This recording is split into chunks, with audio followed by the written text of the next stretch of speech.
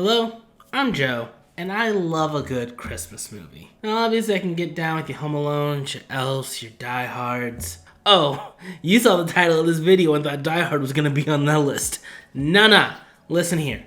Die Hard is a Christmas movie. If we've been arguing for nearly 40 years about whether or not it's a Christmas movie, it's a Christmas movie. If a movie is consistently re-released in theaters around Christmas, it's a Christmas movie. If you think otherwise, you're dumb. Anyway, this has been a weird holiday season for me. This year has been a humdinger to say the least. Getting laid off from G4 last year wasn't fun, and the persistent unemployment followed by a strike was even less fun. Not to mention, this was a year of persistent grief. At the start of the year, I lost my grandfather, and going into the holiday season, my aunt passed. So it's just generally, not been fun, and as the holidays come around, that absence has really been felt. And quite frankly, I feel like this year has been hard for a lot of folks. So if you, like me, were going through it this year, hopefully these movies might bring you some comfort this year. First up, Batman Returns. Now, judging by the performance of The Flash, I'm gonna assume a lot of the younger viewers don't have much nostalgia for the Michael Keaton Batman movies. And this is a shame, because to this day, they are still some of the best to have ever done the damn thing. Given the non-stop barrage of solid to excellent superhero films over the last decade, I unfortunately found myself going back to the old school gems less and less over this last decade. Fortunately, I caught a screening of Batman Returns at the Tempe Majestic earlier this month, and my love for this film was thoroughly rekindled. Set during Christmas time in Gotham, Batman Returns has our titular hero not facing one, not two, but three villains. First, we have Max Shreck, played by a phenomenal Christopher Walken, who is a self-made gajillionaire whose public, generous face is a facade for his villainous, murderous ways. In fact, it's those murderous ways that lead to the birth of Catwoman after Shreck throws Selina Kyle out of a window for doing her job just a little too well. Man, to be a woman in the workforce. And lastly, we have the Penguin. Abandoned as a baby when his parents just couldn't bear his deformity, he seeks to unleash his rage upon Gotham City. A common critique of this movie is that it doesn't seem interested in Batman, which I think is only accurate for the first 30 minutes. The film has quite a rogues gallery, and it uses that opening salvo to effectively set up the origin for Selina Kyle, Max Shreck's villainous ways, as well as the motives and origin of the Penguin. Once the pieces are in play, it is such a strange and delightful vibe. Visually, this movie is gorgeous, and to this day is still one of the prettiest superhero movies to ever grace the silver screen. Production designer Bo Welsh just goes off. The whole aesthetic of Batman Returns is littered with this really cool neo-fascist architecture, which further gives this oppressive vibe. And also, I just love the design for Shrek's department store. The holidays can be a period of joy, festivity, and friendship, but they can also be the loneliest time of the year, and Batman Returns does a really good job of nailing that vibe. It actually has a deep well of empathy for its costume weirdos, these lonely souls driven to the brink of madness by a cruel and uncaring city. Bruce doesn't really seem to hate Selina nor Oswald. In fact, he occasionally shows glimpses of empathy and jealousy for them, for the way that they can just let their freak flag fly so freely. If you find yourself wanting to watch something that is simultaneously mad Christmassy yet deeply strange and has some capes flying around, Batman Returns is the perfect antithesis to the traditional Christmas film. And with that, we move on to Satoshi Kon's delightful anime banger, Tokyo Godfathers. Y'all, I had the pleasure of watching this movie in theaters earlier this month, and what a time.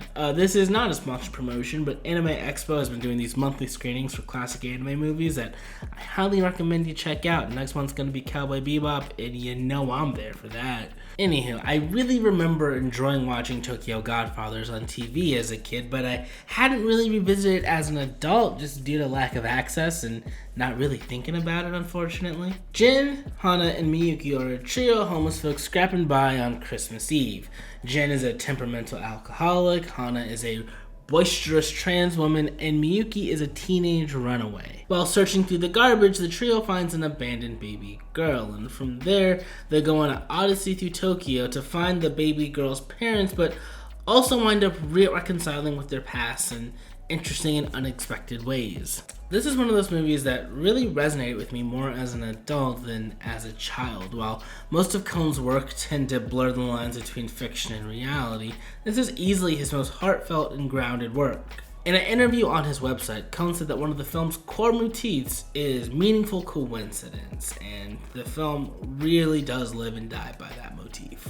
It manages to have the magic, whimsy, and wonder you'd expect from a Christmas movie, and the plot really is built around coincidence. But it's rooted in such poignant, specific emotions that it manages to feel grounded and not cloying. Each time the movie feels like it's on the edge of full fantasy, it comes back down to earth in ways that are heartfelt, melancholy, and occasionally violent. The joys feel earned because the movie is honest about the pains of each character's circumstance. Things get a little magical towards the end, but at that point you're already won over by the film's charms. Unless you're like one of those hyper-realist ass dudes, in which case go watch the Decalogue or something.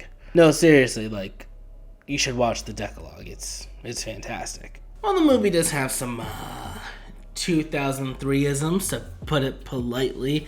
The portrayal of Hana is actually surprisingly forward-thinking and empathetic. While she's a large driver of the film's comedy, her transness is never the source or butt of the humor. The film respects her in really small and subtle ways, particularly this point when they go to a doctor and he correctly genders her. More so than any of Cohn's other films, Tokyo Godfathers is a deeply empathetic work. Even characters who are revealed to have done some reprehensible things are rendered as deeply lost people in a lot of pain.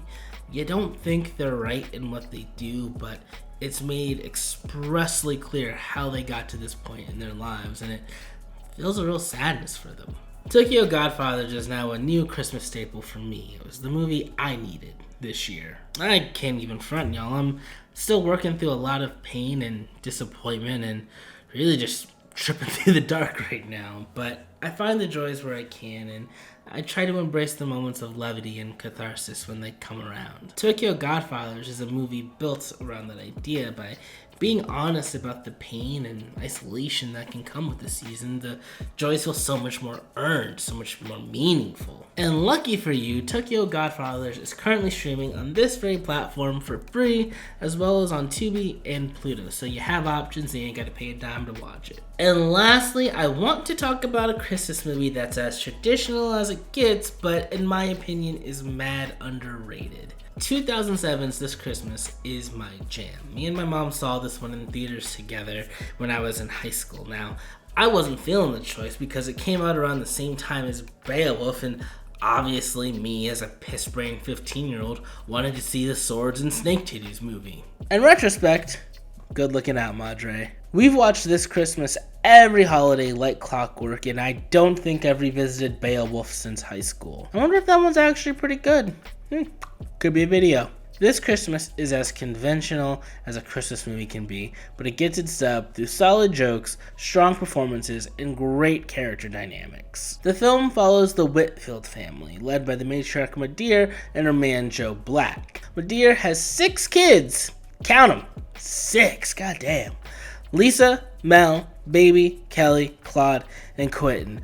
Honestly, it can never be me. Like, I would have 1 kid, maybe 2, but beyond that, no. Anyway, each child comes back home for Christmas, and of course, hilarity and conflict ensues. If you haven't been able to tell, my Christmas viewing list is pretty non-traditional, but that doesn't mean I'm entirely a bougie bitch. I am just as much a sucker for the warmth and comfort of a cozy little Christmas flicks, perhaps now more than ever. This Christmas does a fantastic job driving home the inevitable conflict and craziness that comes from being around your folks, but also the idea that when the chips are down, ideally, there's no one else you'd want by your side. I say ideally because I know families are complicated and not everybody has the best relationships with them. The comedy of this Christmas largely works for me as it's never mean-spirited and it avoids being like super goofy. The jokes are largely rooted in the character dynamics, and because the characters are so believable and likable, they just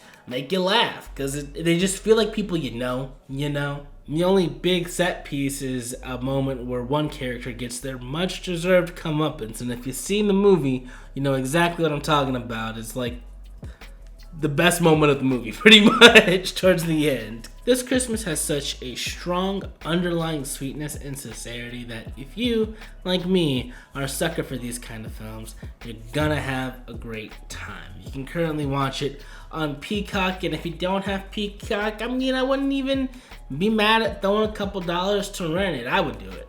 But that's because, it's got a lot of good memories tied to this movie. And I think that's the beautiful thing about Christmas movies, is that it's not always about the quality or if they're traditionally good, but usually about the memories you make watching them. This Christmas for me is one of my favorite movies simply because it just brings up a lot of good, warm memories with my mom. And even if you don't celebrate Christmas, just the holidays in general, if you can spend time with the people you care about most, I think it's always good to do so, because you never know how much time you're gonna have. And I think if I've learned anything this year, it's that. And this year didn't go the way I wanted it to go. In all the ways. But, I still got folks to care about. I still got folks that care about me.